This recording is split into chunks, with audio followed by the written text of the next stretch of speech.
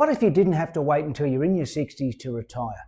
What if you could hit pause, live fully for 6 months, and then come back fully recharged? It's called micro-retirement. It's a growing trend that plenty of people seem to be doing, and it's especially popular with the Gen Z and Millennials. In this video, I'll break down what micro-retirement is, how it differs from having a sabbatical, and why the concept is gathering momentum across the generations, and also for those in their 40s and 50s, so stick around. So if you've ever thought, I don't want to wait until I'm 65 till I retire, I want to have a break now, but I don't want to jeopardise my career, or is it too late to take a sabbatical? Well, then this video's for you. Well, it's not really anything new.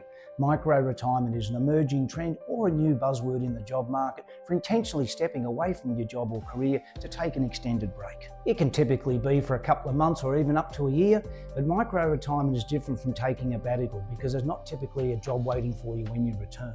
And unlike full retirement, micro-retirement can happen at any stage in your career or working life whenever you choose for it to. So why is this concept resonating so strongly right now? Well, as mentioned before, it's the Gen Zs and the Millennials who are leading this trend. And from research carried out, they're citing burnout avoidance, desire to travel, learning opportunities, pursuing new passions as key reasons for wanting to pursue it. But it's not just for the young, because there are people in their 40s and 50s who are realising that they have options at their disposal as well. A LinkedIn career break review in 2022 revealed that 62% of professionals had already taken a career break. And for those between the ages of 40 and 55 cited career burnout, desire to spend more time with family or caregiving, and of course reassess their priorities as the reasons. A 2024 article in The Guardian reveals the rise of the middle-age gap year. Workers in their 50s were keen to get off the hamster wheel for a bit, despite whatever the cost was going to be.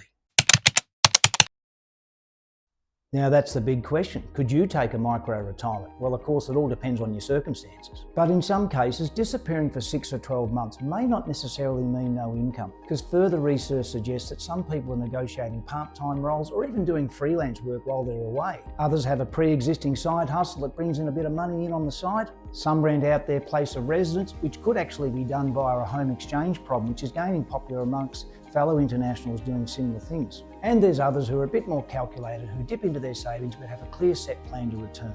And of course it can be powerful. It can be a reset for your mental health, developing and strengthening relationships, and of course giving you a greater sense of purpose.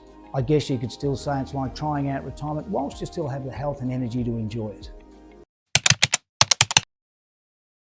Now let's not sugarcoat this, because there are some risks associated when you do step away from the workforce. For one, you're likely to reduce or probably even stop contributions going into your retirement fund. No contributions mean no compounding opportunities. And of course, anything to do with your retirement fund should see you go and consult a relevant professional. But some other research actually revealed there are some financial advisors out there now who are actually offering this more niche and bespoke service for people who are taking extended career breaks. The other key consideration, of course, is the uncertainty of re-entering the job market, particularly when you're in a progressive industry that's forever changing. Re-entry may require you to take a lesser pay rate, especially when you re-enter the market. And of course, there's the age factor for us over 50s. Because the reality is, trying to get a job when you're in your 50s is very, very difficult given it's a young people's market. And for some people, whilst feeling refreshed, returning to the workforce can come with its own set of struggles and problems. They may find difficult settling back into their job. They might also find it difficult settling back into full-time work. That's what happened for me, and I'll expand on that in a second.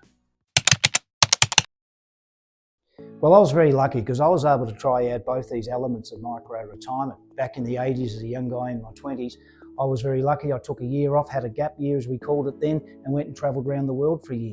Again, it was different when you're young because who cares when you're young? You've got the rest of your life in front of you. So I was able to go back and get another job quickly after I returned from that trip.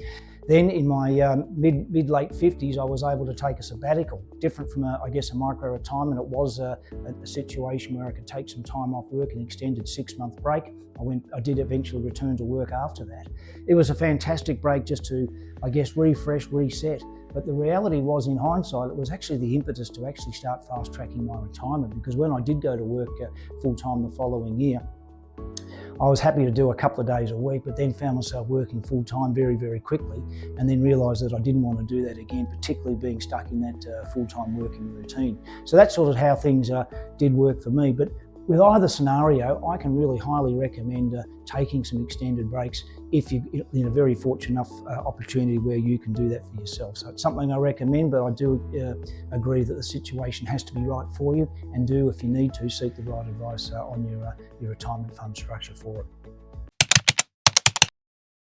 So what if you had 6 or 12 months off starting from tomorrow? What would it look like for you? Maybe you've already done it. Whatever the case, drop us a comment, share your experience with us, because we'd love to hear from you. So if you've enjoyed the content of today's video, guys, be sure to give it a thumbs up, hit the subscribe button so you're up to date with all the latest content on the channel relating to all things retirement, travel and purpose. Have a great day, guys. Thanks again for watching. I'll see you in the next one, and bye for now.